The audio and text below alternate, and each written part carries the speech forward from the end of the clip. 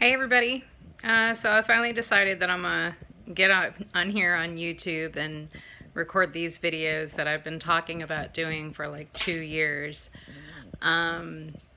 So I refuse, first of all, to attempt to live up to the hype of, wearing all the makeup and making sure you look pretty. Listen, if you're gonna watch my YouTube channel, just know you are gonna get the very raw me, which means if I'm having a damn good hair day, you get to see that. If I'm having a bedhead day like I am this morning, you're gonna see that too. If I got a booger in my nose, you're gonna see the booger in my nose. I'm just saying. Because I'm all about keeping it real. Speaking about keeping it real, my question and thought of the day is, are you keeping it real to yourself? What do you tell yourself? What lies are you telling yourself every single day? There are lies that we tell ourselves that are so ingrained into our minds that we don't even realize that we're lying to ourselves. Case in point, this was the thought that came over my mind this morning. I wrote some notes so that I remember. I'm just saying because, CRS is a thing. CRS is a thing when you get to my age, people. I promise you. But the things that we do on a regular basis will either devalue or overinflate our reality. Either way, it's a lie that we tell ourselves. Take this for example. Let's say you're trying to lose weight. Come here, sugar booger. I'm sorry, my dog. I have dogs, guys. So let's say you're trying to lose weight. And let's say you get on the scale. The number is 194.7. How do you write that down in your journal? Are you inflating that number to 195? Are you devaluing that number to 194 even? There are instances where we will round. We were taught rounding in school, if you remember, in elementary school. We were taught to round to make math easier. Let me tell you, stop doing this. It may make it easier for calculation purposes, but you are lying to yourself. You are telling yourself that the value that is directly in front of you has no merit. That 194.7 is not 194.7. It is either 195 or 194 because we can't have an in-between in this society. Everything's got to be black or white. Well, guess what? There are always gray areas. But by doing this, we lie to ourselves. And when you lie to yourself on a consistent basis, how can you possibly trust your own eyes? You cause conflict between what you see and what your mind actually perceives because you're constantly telling your mind that what it's perceiving is not your reality. Kind of an interesting thought. So think about it like this. Let's say you make that number 194. Okay, remember we started out at 194.7. Let's say you make it 194. Next week you get on the scale. And that scale says 193.6. So you go back to your journal and you get ready to write it down and you see, because 193.6 now becomes 194 because you're having a bad week. And you're feeling down about yourself and you see the 194 and then you look and now you're at 193.6. So in your mind, you have made absolutely no progress.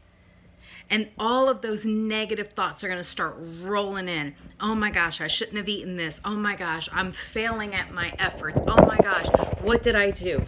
I made all this effort and I made no progress. This isn't worth it to me. Well, it isn't worth it because you lied to yourself.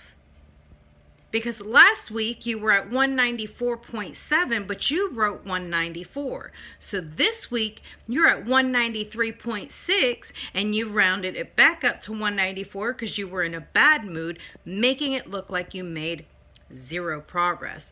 Where in truth, you actually lost 1.1 pounds, which is actually really good progress for a week's worth of work. Stop shortchanging yourself. Stop lying to yourself. We do this with our finances. Anybody else out there use the rounding method to do your finances? If you're not familiar with it, this is the basic general rules. Anything that you already have in your account or any income that's coming in, you round it down to the nearest dollar. Any bills or anything that's due, fuel costs, food costs, entertainment, you round up to the nearest whole dollar. Sure, it can make calculations a little easier, but what did you just tell yourself about your relationship with money?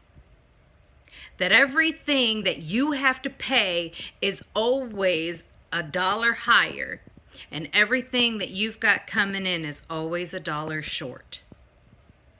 Always. You have now created a belief system of lack when it comes to your finances. And this is something that you tell yourself week after week, month after month, year after year, and then you wonder, 10, 15 years down the line, why you're not getting anywhere. How is it that in my 20s, I was so much further ahead than I am in my 40s? Why? Because in your 20s, you believe that you can have the world. But then you told yourself that you didn't make enough money. You told yourself that you were always a dollar short. Multiply that by 20 years. How many dollars are you short after 20 years? Stop it. Claim your reality. Acknowledge your reality exactly as it is right here in this moment in time. Sync what you see with your eyes and what you see in your mind together, instead of causing that divide by attempting to make mathematical equations simpler to do. Look, damn it, you got a calculator. You don't need to make it simpler. Acknowledge your reality exactly as it is. Stop overinflating to get attention, or stop devaluing to get attention. Because that's what we end up doing with everything in our lives. How many times have you maybe knocked on a door? You may have knocked twice, but they finally come to the door, but you're pissed off because you had to wait. I knocked on this door 5 times. No, you didn't. You knocked twice. I called you 10 times. No, you didn't. You called twice. And then you got impatient, and then you got pissed, but you wanted to validate how you felt, so you overinflated your reality. Again, lying to yourself and the other person. Believe me, I've done it.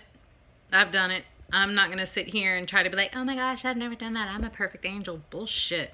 Listen here. I have lived a very fucked up life. Okay? I'm not about hiding my truth. I have done some really shitty things in my life. And this is the point that I'm at in my life, where I'm realizing the conniving human being that I once used to be.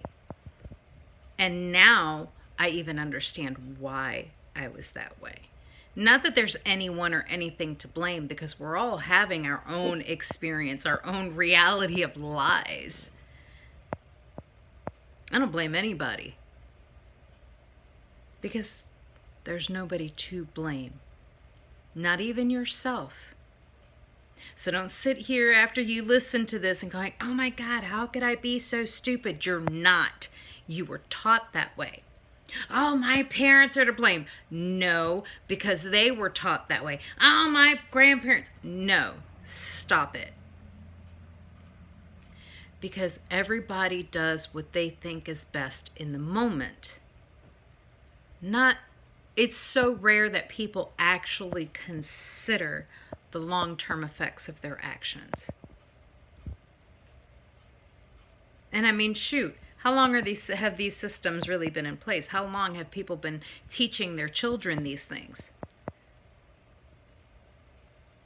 Who knows? So there's really no one to blame. It doesn't matter that shit started. Who cares how long ago? You recognize it now. Know your truth. Recognize it now. Change it now. Change your pattern of behavior. Change your thought process and how you relate to money. And move forward with your life and pass the new knowledge that you're gaining on to the next generation so that they can better themselves. So that they can be better than you have been in this lifetime. Propel them forward. Don't hold them back.